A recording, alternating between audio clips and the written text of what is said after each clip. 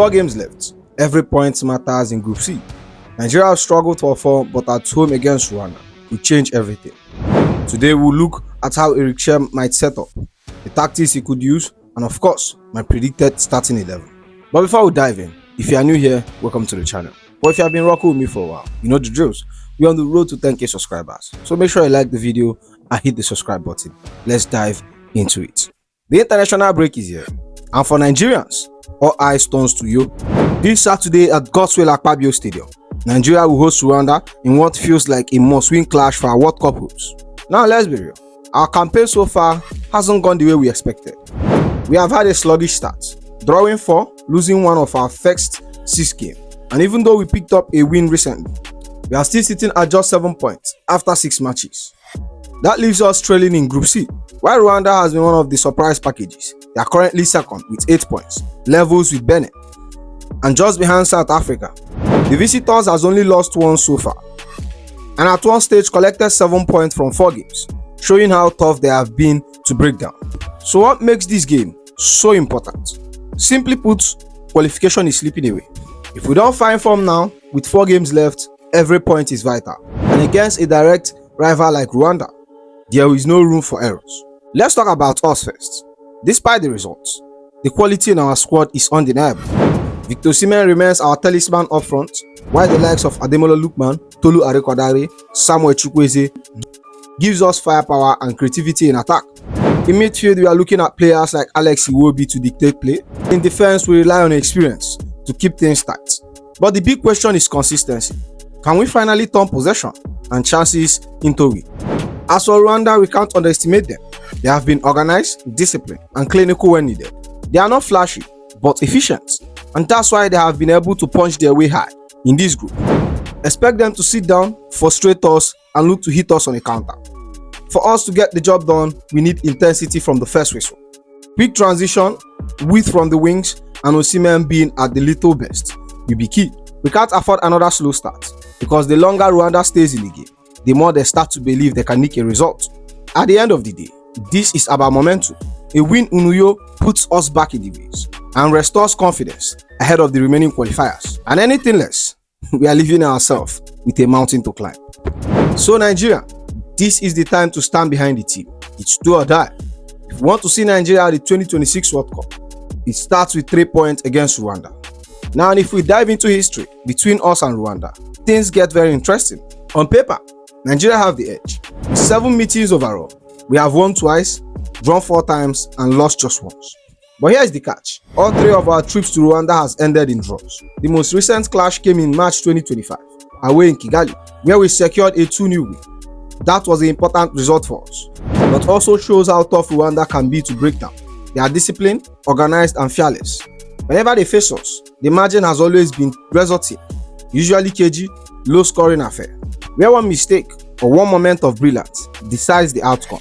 So while history may suggest we have the upper hand, recent meetings prove this is going to be a real battle. If we underestimate them, we could easily be punished. And with both sides chasing qualification, we should expect a very tactical, a very tense encounter in Uyo. So let's take a closer look at the 23-man squad Chelle has named for us in this massive World Cup qualifiers. The team is anchored by our captain, Chukwueze, alongside some of our biggest stars, Victor Osimhen, Ademola Lookman, Iwobi, Wilfred Ndidi, and Frank Oyeka. But there are also key absentees we have to mention. Victor Boniface misses out again, with the coaching staff cautious because of his knee history. Kelechi Iheanacho, Ahmed Musa, and Taiwo Oni are also unavailable.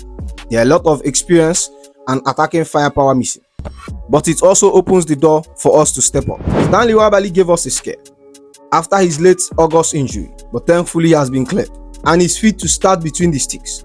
Meanwhile, Valencia striker Omar Sadiq continues his recovery and won't be available. But we do get some fresh names, an exciting prospect like Felix Ago and Chrisantus Uche.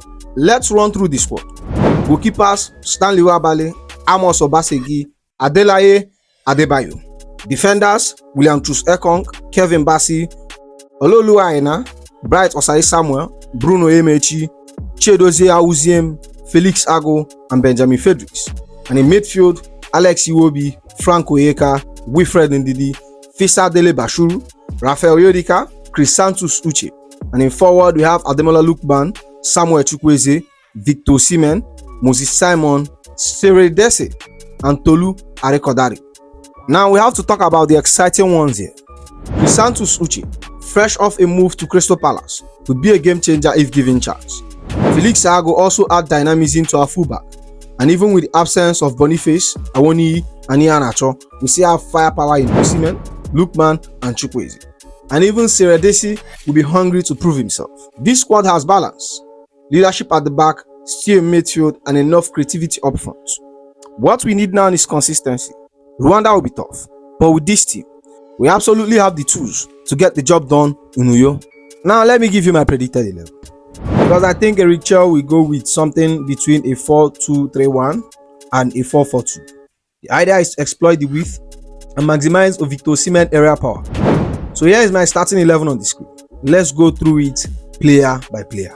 Starting with the goalkeeper, Stanley Wabali. Undisputed, since Vicente Yama we have struggled for a reliable number 1. But Wabali has come in and owned that spot. If he's fit, he starts. No question asked.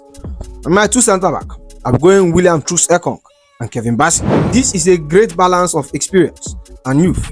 Troost-Ekong brings leadership and composure, while Bassey gives us aggression, physicality, and recovery pace. It's a perfect pairing for a high-stake qualifier. But now to the left back, I'll be starting Bruno Emechi. One of the best natural left back, solid defensively and dangerous going forward. He can whip in those early crosses, and with Victor Osimhen in the box, that's a real weapon. And on the right hand side, we'll be going with one of the best in the Premier League, Ola Aina.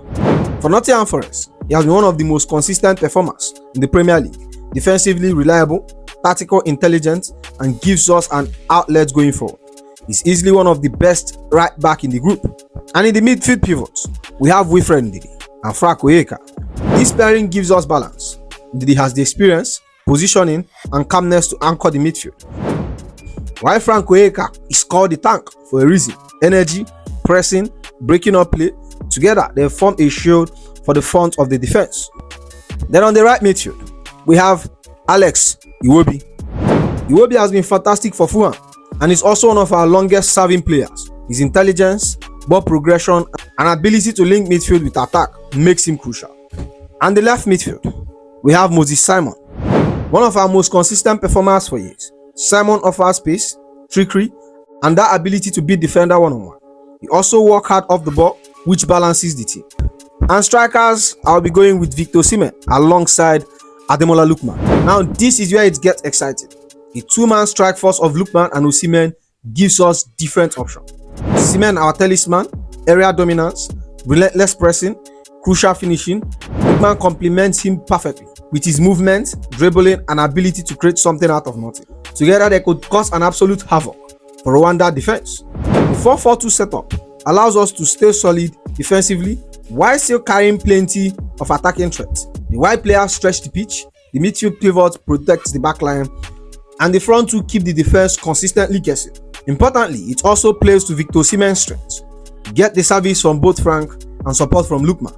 For the scoreline, I'll be confident here, and I'll be going with Nigerian 3, Rwanda 0.